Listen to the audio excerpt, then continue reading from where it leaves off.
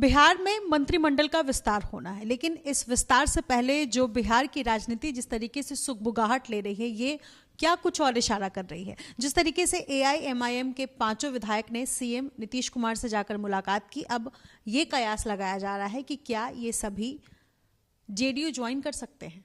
ये कयास इसलिए लगाया जा रहा है क्योंकि इससे पहले बीएसपी के विधायक ने पार्टी ज्वाइन करने की जिस तरीके से खबर दी, इसको लेकर के जाहिर सी बात है हलचल बढ़ गई है। मेरे साथ एआईएमआईएम के विधायक अख्तरुल इमाम है बातचीत करने के लिए। सर, सबसे पहले तो मुलाकात कैसी रही?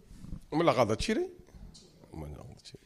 विषयों को लेकर आप लोगों ने? देखिए, एमआईएम जो जीत कर आई है, एमआईएम बिहार के दलितों, पिछड़ों, शोषितों, वंचितों और इंसाफ से जो महरूम आबादी है उसकी आवाज़ बनकर आई है। और बिहार में सबसे ज़्यादा वंचित क्षेत्र अगर कोई है तो सीमांचल है। सीमांचल में अनेकों मसाइल हैं, आप गई हैं तो जानते होंगे और जानती होंगी आप।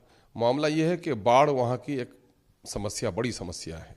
हर साल बस्तियाँ डूबती हैं और डूबने की उतनी शिकायत नहीं है जितना बस्तियों के कटने की शिकायत है। हमारे यहाँ घनी नदियाँ हैं, हिमालय के आगों से निकलती है नदियाँ, हमारे यहाँ तेज़ धारा है और नदियों के किनारे बस्तियाँ हैं। हर साल दर्जनों बस्तियाँ विलीन हो जाती हैं नदियों में और हज़ारों घर हो जाते हैं विस्थापित। लोग डूब कर मरते हैं, मवेशी डूब कर मर जाती है, फसलें तबाह हो जाती है, खेती की ज़मीन हमारी रेतीली हो जाती है। हमारे माननीय मुख्यमंत्री जी एक शब्द बहुत अच्छा बोलते हैं और हमें भी अच्छा लगता है कि राजकोष पर सबसे पहला अधिकार आपदा पीड़ितों का है, होना भी चाहिए।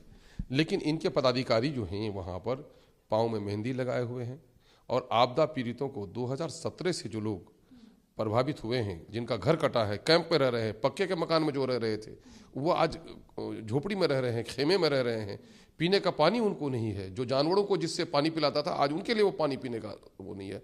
और उन पर अब तक जो आपदा नियमावली के अनुसार जो उनको दिए हैं राशि, कुछ भी सहायता की राशि उनको नहीं मिल पाई। माननीय मुख्यमंत्री से ये कहने के लिए हम लोग गए थे कि साहब वहाँ कटावग्रस्त लोगों को इंसाफ मिले। और घनी नदियाँ हैं और कटाव बहुत ज़्यादा है। जो ग्राम हमारे कटाव के शिकार हैं उनको बचाव के लिए काम किया जाए। लगभग हम लोगों ने 70 जगह और पूरा मिलाकर लगभग 100 जगह के बारे में हम लोगों ने लिस्ट दी है। लेकिन इनके पदाधिकारी 70 की जगह पर 10-5 यही लिख के भेजते हैं और यहाँ पर भी कभी कभी फंड के अभाव में योजनाएं स्वीकृत नहीं हो पा रही हैं। उस सिलसिले में याद दिलाने गए थे। 50-50 किलोमीटर घनी नदियाँ हैं और 50-50 किलोमीटर पर पुल बना हुआ है और उस पार माँ मरती है और बेटी इस पार रोती है और नहीं जा पाती है। 40 किलोमीटर 50 किलोमीटर की दूरी तय करनी पड़ती है। आज भी बीमारों के लिए वहाँ डॉक्टर नहीं है, हॉस्पिटल नहीं है। हॉस्पिटल है, डॉक्टर से खाली पड़ा है और एम्बुलेंस भी वहाँ नहीं जा सकती। चाहे डिलीवरी के केसेस हों, चाहे कोई बूढ़ा बूढ़ी बीमार हो, इमरजेंसी केसेस हों, वहाँ पर एम्बुलेंस भी नहीं जा सकती। उस पर पुल बनाना सरकार की जिम्मेदारी थी, पुल नहीं बनाया। अब कश्तियों में पार हो रहे हैं तो एक तो कठिनाई है, दिक्कत है। अब उस पर अंग्रेजों के ज़माने का महसूल भी है कि तुमने इस क्षेत्र में जन्म क्यों लिया था, जुर्माना दो, कश्ती में पार होना है तो महसूल दो। ये सारी नाइंसाफियाँ हैं। तो इन सब को लेकर गए थे। अलीगढ़ यूनिवर्सिटी का मुद्दा है कि अलीगढ़ यूनिवर्सिटी का जो कैंपस किशनगंज के लिए एक ड्रीम प्रोजेक्ट था एजुकेशनिस्ट लोगों का कि साहब वहाँ पर हो, और ज़मीन दी है माननीय मुख्यमंत्री जी ने, हम लोग इसके लिए बधाई देते हैं। लेकिन एनजीटी वालों ने उसमें एक लगा दिया है लफड़ा खामखा का। ये शिक्षा के विरोधी हैं या अक़लियतों के विरोधी हैं या सीमांचल के दुश्मन हैं जो काम होने नहीं देना चाहते हैं। उसकी वजह से मामला अटका पड़ा हुआ है। वो भी कहने के लिए गए थे आप ज़रा इस मामले में पहल कीजिए। आप अगर बिहार का विकास चाहते हैं तो क्या सीमांचल के विकास के बगैर बिहार का समुचित विकास हो सकता है? संतुलित विकास, इंसाफ के साथ तरक्की का अलाप, तो उसके बगैर इंसाफ कैसे हो सकता है? दूसरा मामला है कि हम लोग 5 विधायक चुनकर आए हैं, अच्छी खासी वोट भी हम लोग लेके आए हैं। बिहार में दूसरी पार्टियों को, जो हमसे छोटी पार्टियां हैं, जिनके पास संख्या बल कम है, उनको पार्टी का दफ्तर मिला है। हमको भी पार्टी का दफ्तर मिलना चाहिए। ये मौजूआत थे जिस पर बात करने के लिए गए। और माननीय मुख्यमंत्री जी को मैंने देखा कि जब मैंने उनको कहा कि 50-50 किलोमीटर पर पुल है हमारे, उसके पेशानी पर हमने बल देखा कि शायद लगता है कि उनकी संज्ञान में बात नहीं थी। हम लोगों ने बड़ी मजबूती से बात उनको दी है और हम लोग उम्मीद करते हैं कि शायद इस पर कोई एक्शन लें। आपकी इस मुलाकात के दूसरे मतलब भी निकाले जा रहे हैं, राजनीतिक मायने निकाले जा रहे हैं कि नीतीश कुमार से मुलाकात जो हुई है, तो क्या ये संभव है कि साथ में अगर आप पार्टी में जुड़ जाएं, अगर आप ज्वाइन कर ले एआईएमआईएम छोड़कर, तो बेहतर विकास होगा? ऐसा है क्या? आप ये बात बताइए तो विधायकों का एमएलए लोग अगर मुख्यमंत्री से, चीफ मिनिस्टर से नहीं मिलेंगे तो किन से मिलेंगे? हाउस के लीडर हैं, राज्य के मुखिया हैं, हमारे समस्याओं का हल परचून की दुकान में होगा क्या? और वैसे बहुत सारी मिनिस्ट्रीज अभी सेंट्रलाइज हैं, तो जाहिर है कि उनसे मिलना ही था। इत्तेफाक से वहाँ जल संसाधन मंत्री भी थे, जिससे हमारे ये समस्या जुड़ी हुई थी। हमारे लिए तो अच्छा हुआ कि बातों को उनके सामने समझ करने का मौका मिला। अब मायने निकालने का, न किसी के दिल पे हमारा पहरा है, न किसी के सोच पे हमारा पहरा है, जो जिस चाहे से देखे। स्पष्ट कर रहे हैं कि इसके दूसरे मायने नहीं निकाले जाए। अब वो निकालना चाहे तो भाई, चूंकि निकालने वालों पर हमारा कोई कब्जा नहीं है, पहरा नहीं है, भी नहीं बोलना है ना भी नहीं बोलना। मामला साफ है, मेरी नीयत साफ है, मैं गया इसी काम से था।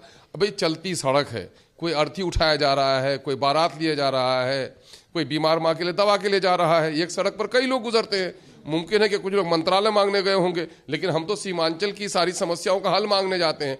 हम तो यहाँ तक कहते हैं कि अगर हमारी सदस्यता भी चाहे तो इसकी बलि देने के लिए तैयार हूं, लेकिन सीमांचल के लोगों का हक दे दो, यही कहने के लिए। और फिर हमारा एक हिस्सा है कि अभी हम जिला स्तर से लेकर विभाग से लेकर के हम मंत्री तक, और मंत्री से लेकर हम मुख्यमंत्री तक, और आगे दिनों में हम गवर्नर साहब से भी मिलेंगे कि हमारे समस्याओं का समाधान हो। अगर इंसाफ के साथ तरक्की का दावा है तो सीमांचल के साथ बड़ी नाइंसाफी हुई है, उसका बड़ा बकाया है, उसको स्पेशल पैकेज दीजिए, वहाँ की समस्याओं का हल कीजिए। वरना नहीं तो हम लोगों ने ऐलान भी कर रखा है, सीमांचल की समस्याओं का करो समाधान, वरना होगा चक्का जाम। उसके लिए एक बड़े संघर्ष की तैयारी का हिस्सा है हमारा ये। पांचों विधायक जो एक साथ गए हैं, इस मुलाकात का इस पर तो बधाई दीजिए कि कितने एकजुट हैं हम लोग। अगर एक जाते तो आप कहते कि टूटने के कगार पर चुप के मिले, एकजुट होने तो नहीं गए। दो जाते तो कहते कि हाँ सिंग लगाई जा रही है, आप तो उससे भी मानी निकाल लेते। तीन चले जाते तो कहते कि पार्टी का टूटना निश्चित, तो आप तो ये भी मानी निकाल लेती। तो जब पांचों हम लोग गए हैं तो आप तो ये बताइए पूरी मजबूती के साथ, और वो गए हैं कि सीमांचल, चूंकि हम लोग जो भी जीत कर आए हैं, सीमांचल की उस मजलूम आबादी ने हमें वोट दिया है, इसलिए सीमांचल के मुद्दे को लेकर एकजुटता की लड़ाई का संकेत है ये, संकेत है ये तो आपने स्पष्ट कर दिया जी। बिल्कुल नहीं निकालनी चाहिए लोगों को, बिल्कुल नहीं मानी निकालनी चाहिए, लेकिन चूंकि आप लोग का टीआरपी जब तक कोई गलत मानी नहीं निकालेंगे, जरा सा लोगों को मैंने भटका मायने, गलत मायने नहीं होते। नहीं, गलत मायना इस मामले में मैं आप पर कोई आरोप नहीं लगा रहा हूं कि गलत मायना इसलिए लगाने का कि बहुत सारे लोग मंत्रिमंडल की बात चला रहे हैं, कुछ सारे लोग कह रहे हैं कि विलय हो रहे हैं, है ना, तो ये बातें तो गलत ही है ना, तो इनको क्या कहेंगे आप, ये तो शुद्ध नहीं है ना, है ना। तो ये अख्तरुल इमान है जिनका कहना है कि हम जो जिस क्षेत्र से आते हैं उस क्षेत्र के कई मुद्दे हैं, उन मुद्दों को लेकर हमने सीएम से मुलाकात की, लेकिन मायनों का क्या है, मायने निकलते रहते हैं। अपने सहयोगी विशाल राय के साथ नितिश्री, एबीपी न्यूज़, पटना।